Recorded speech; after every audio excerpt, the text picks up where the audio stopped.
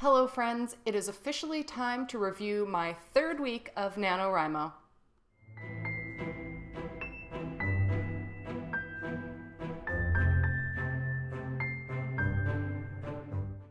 Welcome, welcome. How are we all doing? You might notice a bit of a different background. No, I'm not still trying different things out because of moving.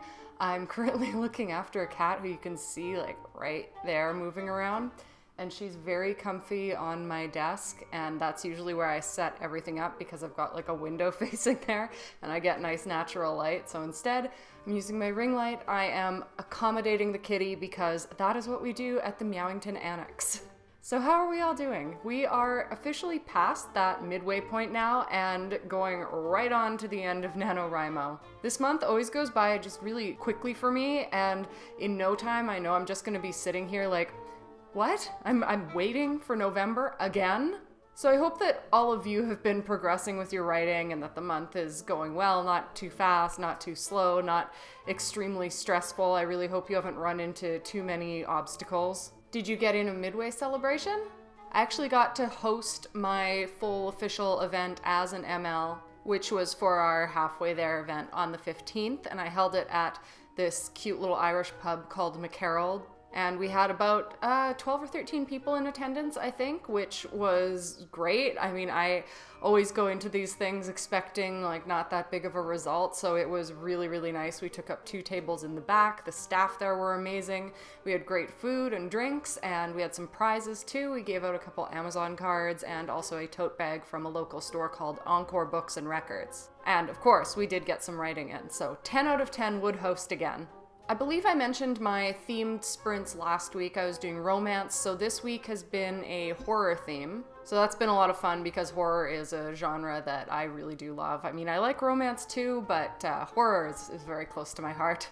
And the week is nearly over, but if you would still like to get in on that theme, you can actually do so in a couple hours right here on YouTube when I host my sprints from 2 to 4 p.m. Eastern. I will be dressed up like last week. I mean, not exactly like last week because it won't be the same outfit, but I'll be dressed up. But this is a nano check-in, so we want to know, where is my word count at? I just hit over 30K when I'm recording this. I'm gonna get in another like 1,500 today, and then I'm hoping, about the same during sprints in a few hours, which I'll probably be coming up on 35K at that point. So yeah, really not much stress or anything to report on that front. I am still rebelling it, but I have like 1 page left now of my older writing that I'm sort of adding to and editing and making better.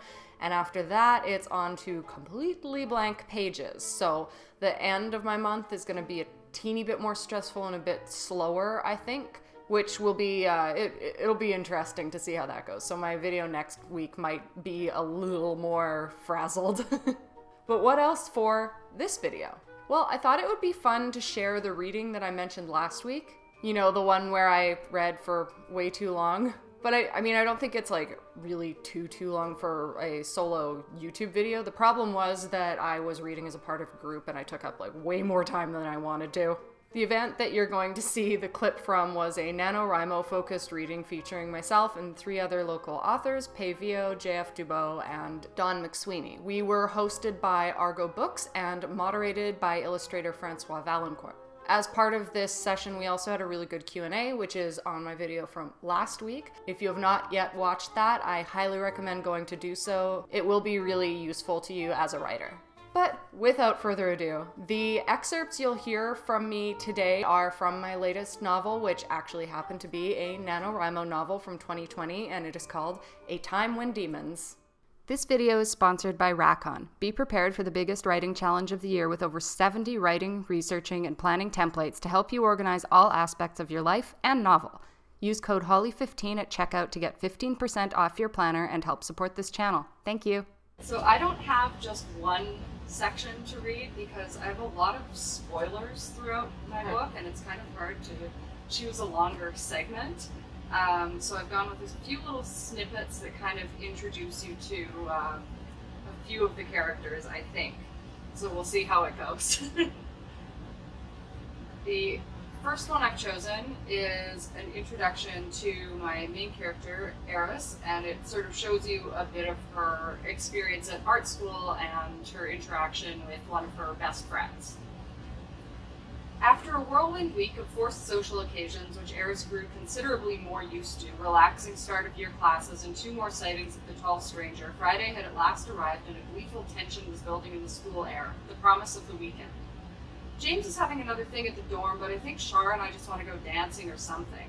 Cammy had been babbling about weekend plans for the entire final half hour of their art history class, resulting in multiple shushings from their professor. Dancing would be good, Eris breathed out in frustration, attempting to wrap up her notes in the final 5 minutes remaining. Oh, right, you've got that dinner, Cammy responded, as if this was newly remembered information. Yes, I've got that dinner. Fancy a vernissage first? A prod was felt in Eris' shoulder, and she turned to see one of the students they had partially gotten to know in the past days. Carl was seated with his usual group.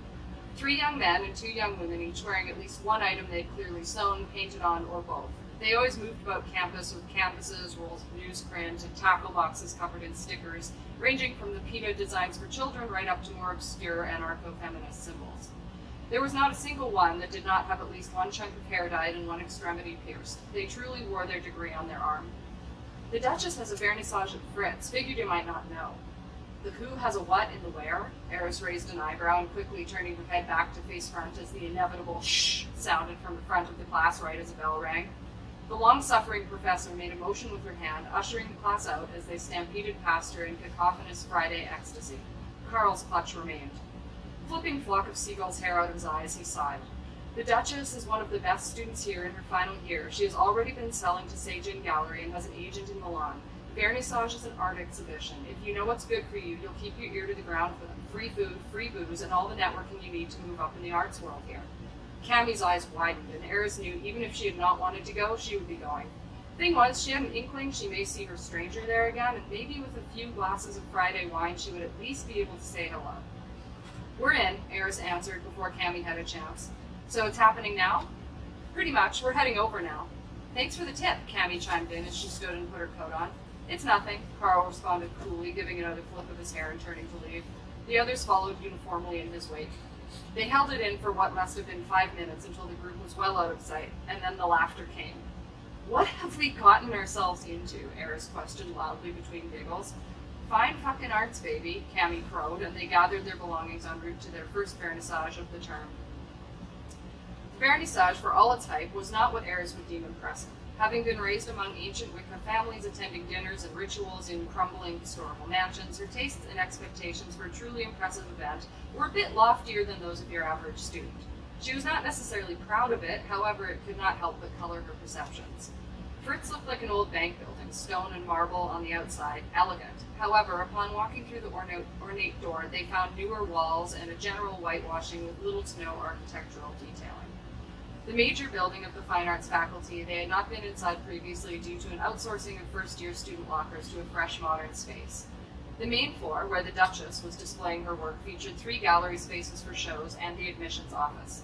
It was clear which gallery they were destined for due to the crowd of students surrounding the large fold-out tables covered in snacks and boxes of wine outside of the entrance to Gallery B. Let's see what we have here, Cammy spoke aloud, projecting her inner thoughts to the world and rubbing her hands together eagerly. Nothing interesting, Eris answered, observing the spread.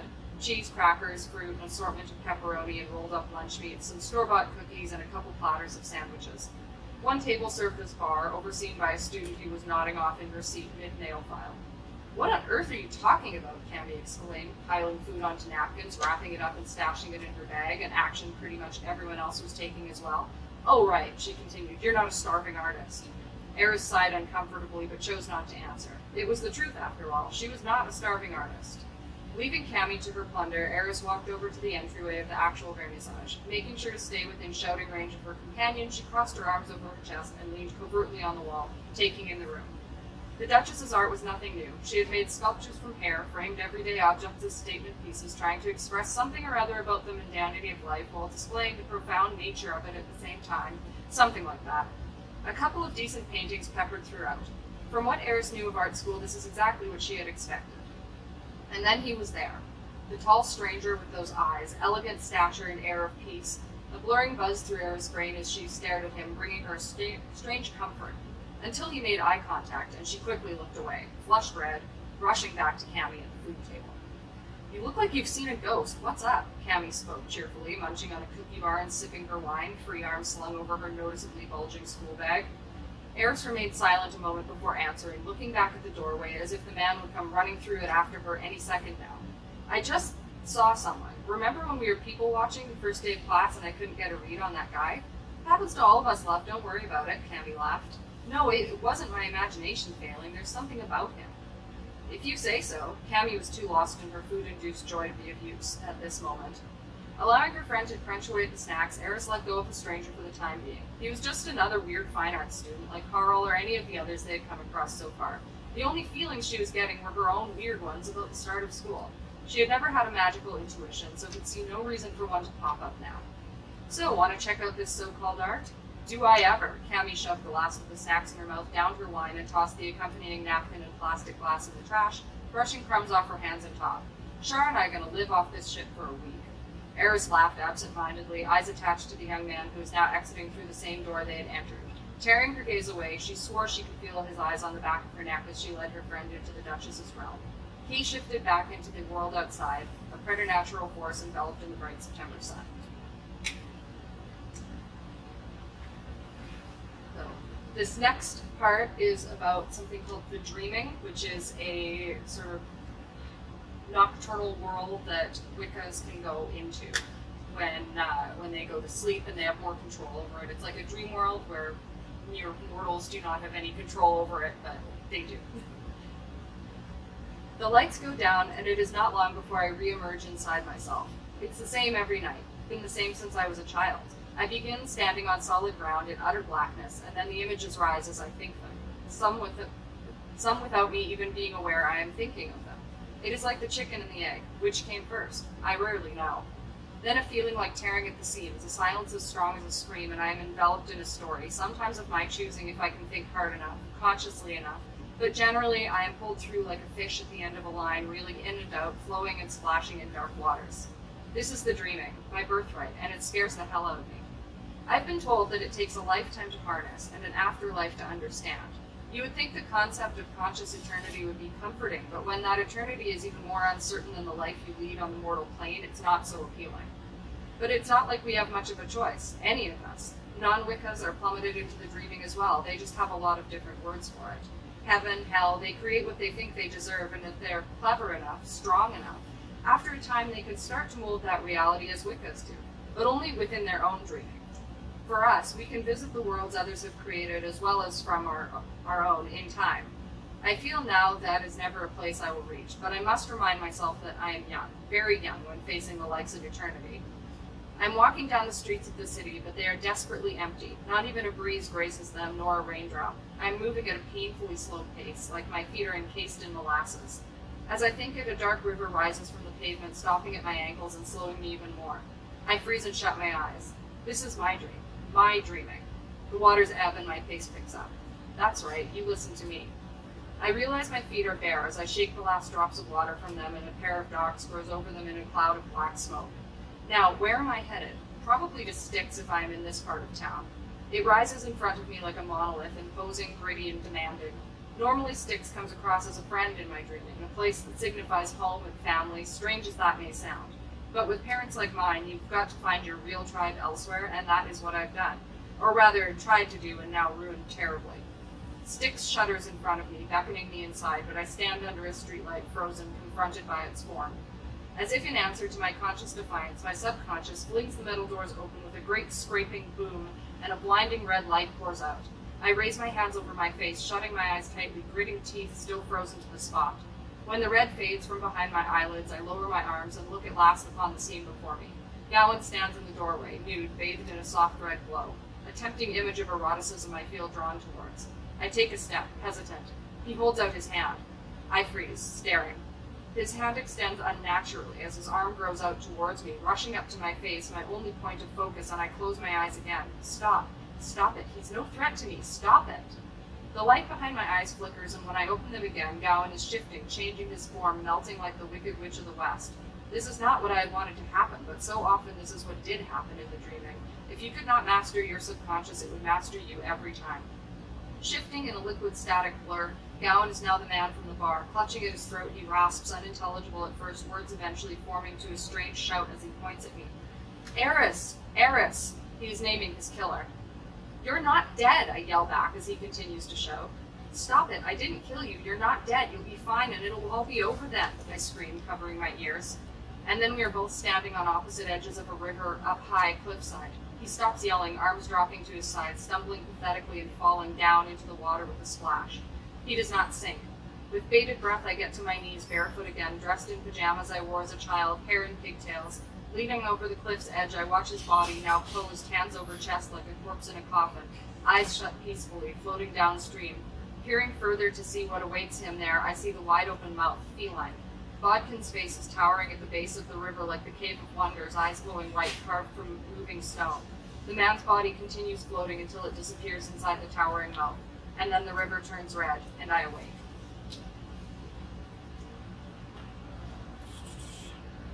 A few of these here, I'm going to read you one more, and this is an intro to sort of soft antagonist, I guess I would call him, and he's an investigator who is looking into a case that Eris is involved in. Aidan Gallagher hated hospitals. He hated them before he had ever been in one. When he watched them on TV shows as a child, they struck him as stark, cold, and uncaring. Then, when his own mother was admitted to one, that hatred was only magnified. For weeks on end, he, his father, and his brothers would visit her in that room where she seemed to grow smaller and smaller each time they walked through the door, a mere whisper of what she used to be, the formidable, fiery woman his father had fallen in love with, turning to dust before their eyes. At 8 years old, Aidan could not help but blame it on the building and the people within. The nurses who gave him candy and a pitying smile every time they visited seemed sarcastic, lying behind those falsified expressions of care. He knew one thing and one thing only. When they brought Mary Gallagher to the hospital, Mary Gallagher died not long after. Flicking his lighter in aims to put off the inevitable, if only for a minute, he cursed the wind as it refused to comply, leaving his cigarette useless as a tool for procrastination. Thwarted, he gave up, shoved both cigarette and lighter in his coat pockets, and marched through the hospital doors, a man on a mission. Martin Sallow was in room 4B. From what Gallagher remembered, this was part of the burn ward, a suitable enough place for such a mysterious injury, he supposed. He had not been by yet to see the man, working from Baker and Schultz's feedback as much as he could from their visits, but the time had come and he needed to see this man himself.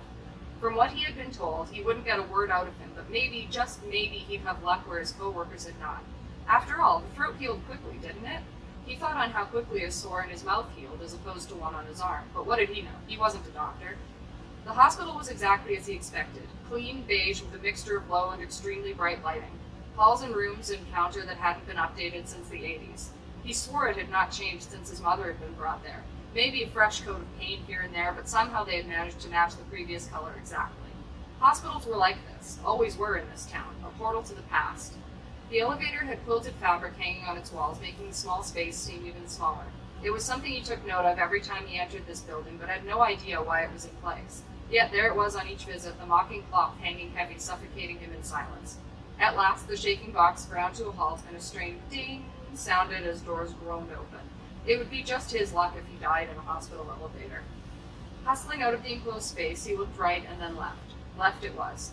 Walking down the silent hall, he noticed nurses were few and far between on this floor, and he thanked the universe at least he did not have to run into many of them. If he had to face one more of those pitying smiles, he would have to abandon his mission, he was certain of it. Yet there he appeared minutes later in front of room 4B. The door was open a crack, and he knocked out of politeness. Upon hearing the expected lack of response, he slowly entered, peeking around the portal as it swung open against his push. Sallow was lucky for a guy who wasn't in much of a state of consciousness. He had been gifted a room entirely to himself, spacious and bright, with a large window ushering in the morning sunlight. It shone with a great effort on the figure in the hospital bed, yet gained no appreciation. As if in response to the silence within, a cloud passed over, darkening its flow. Perhaps the light would move on to shine in a more appreciative window. Aidan shuffled over and sat on the chair near Sallow's side, a stiff metal-framed thing with plasticized reddish-brown upholstery. Martin Sallow, he spoke, testing the waters as he leaned back in the seat. Martin Sallow turned his head slowly and stared in return. It was a dead stare, and Aidan was uncertain whether he was disgruntled at the cop's appearance or if he simply did not care. Name's Gallagher. Aidan Gallagher. I'd shake on it, but I doubt you'd oblige. A pause in which Sallow did not turn to look away again, but did not respond either. He simply blinked. I hear you don't go in for much chatter either. An incredulous look passed over the deadpan face now, and a rasping cough ushered forth from the thin lips. Martin Sallow pointed at his throat in a strong and direct gesture. Yes, I'm aware of your condition. Sorry for it, too. Nurses say at this point you should be able to get a few words out, though. A man in your shoes, I'd say it would be worth it to save those words for the cop who wants to catch the person who assaulted you. Another glare from Sallow. At least now that Aiden had seen it for himself, he knew Sallow would be talking if he could. Let's try this then. Do you remember who did it? A shake or a nod is fine. Sallow began to shake his head yes and stopped, switching quickly to a shake no. That's so. Seemed you were about to give me a yes. Do you think you might know who did it then? Sallow turned his head away to stare out the window as the sun graced them with its presence once again. Well, Aiden said, sat a moment, hoping the man would change his tune. It seemed that was not in the cards for today, though. I've got work to do. He stood and looked around the room once more. Not such a fan of hospitals. His gaze cast down to the bed. Martin Sallow had shut his eyes. Nice meeting you too, Aiden muttered as he left the room, resolved never to return to that place again. And that's that. So that reading was definitely way longer than I usually go. I'm still trying to reach a happy medium where readings are concerned. The thing is, I'm really anxious about readings and public speaking as a whole, and I tend to not take enough time and then just sort of like speed through and black out while I'm doing it. So in an effort to change that, I wound up going in the complete opposite direction. But hey, everything's a learning experience, and I know that I will hit that sweet spot soon enough. So that's the video for today. I hope that your nano is going amazingly well. Let me know in the comments down below. If you're looking for productivity sprints, you can catch me right here on YouTube from 2 to 4 p.m. Eastern. I'm on Discord Tuesdays and Thursdays from 7 to 9 p.m. You can get the links and stuff for that down below. And I am running the official NaNoWriMo sprinting Twitter account from 4 to 6 p.m. Eastern on Wednesdays until the end of the month. So if you're curious about any of that, definitely read the description. I will try to make a pinned post as well, so it is as easy as possible to access. Thank you so much for stopping by. If you have not already, please like, subscribe, comment, and also remember when you subscribe to hit the bell button so you actually get notified when I post new videos. I'll be back for my final NaNoWriMo check-in before the post-mortem next Saturday, so if I don't see you at sprints, I will see you then. And last but not least, I hope that you are having a day that is just as wonderful as you are. Bye.